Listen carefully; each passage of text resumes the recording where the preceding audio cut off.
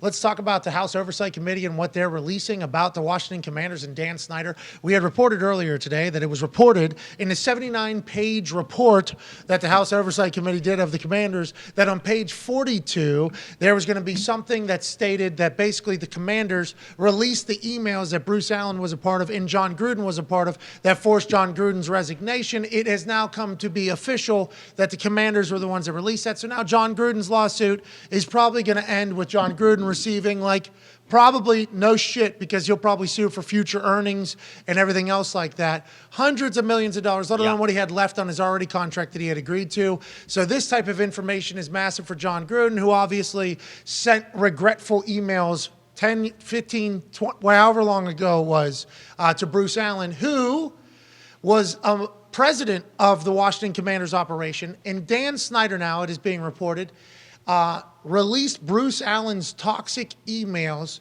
to try and place public blame on Bruce Allen for being the reason why the Washington building was so toxic. So Dan Snyder's strategy, his legal strategy was, with all these exposés coming out of the water from Washington Post and other stories that are being reported, we will release Bruce Allen's emails and let the world know that here's proof that this is the reason why the building is what it is, so maybe a little heat will get off of Dan Snyder. Now, obviously, Bruce Allen did get fired. Dan Snyder, everybody's learning about. John Gruden ended up having to resign because of it, and it's now been confirmed through this report by the NFL legal counsel, Lisa Friel, I believe, who told Bruce Allen's representatives that it was the Commanders that released it, not the NFL that released the information. So that's among the things that we've learned in the 79-page report. I assume there will be more. I assume it'll be not good. And I think we're all happy that at this point he's selling the team and we're all moving on. AJ Hawk.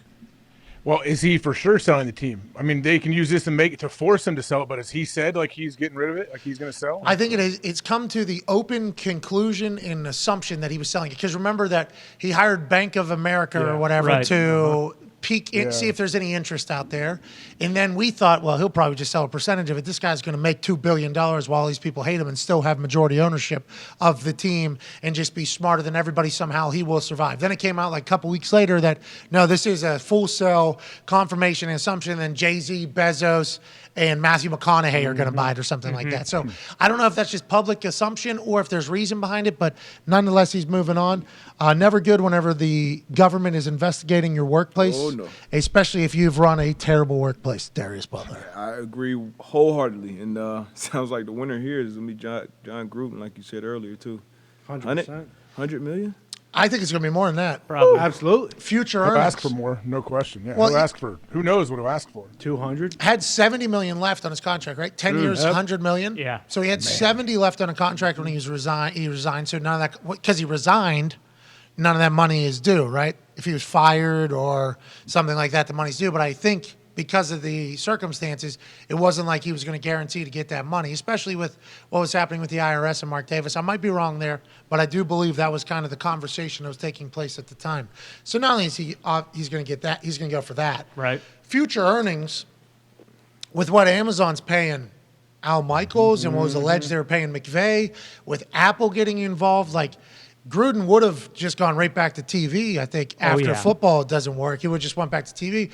What TV would have been at that point for his – I think he has a case. Like, I think he'll be able to say, like, what money he's – who's he suing, though? He's suing everybody, right? Probably, yeah. And then it's going to end up going to – he's going to be suing Dan Snyder, right? Yeah. That's what this is going to end up being in the Commanders?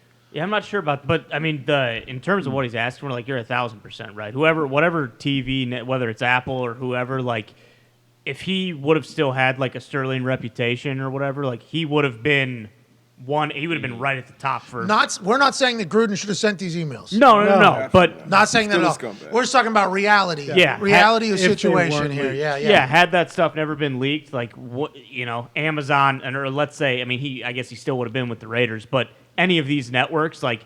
He was the best part about Monday Night Football when he was in the booth. Like he was unbelievable. They loved him. They wanted him to continually come back. Like any of these networks, he would be right at the top of the list for for a guy to hire. Future earnings, a lot of money over there. The Commanders continue to somehow get worse as the days roll on, which we didn't know was possible, especially after all the stories we had heard. And then the Sean Taylor statue. Yeah, exactly. You know, that we Yeah. thought that was bottom. Turns out, 79-page report said, there's more. Just You wait. know, quite a scene over there in Washington. Hopefully the future is much brighter for their fans who are very loyal over there. Yeah. Good luck out there for the next chapter. Good luck, Yeah, Washington. hope Bezos gets that bid.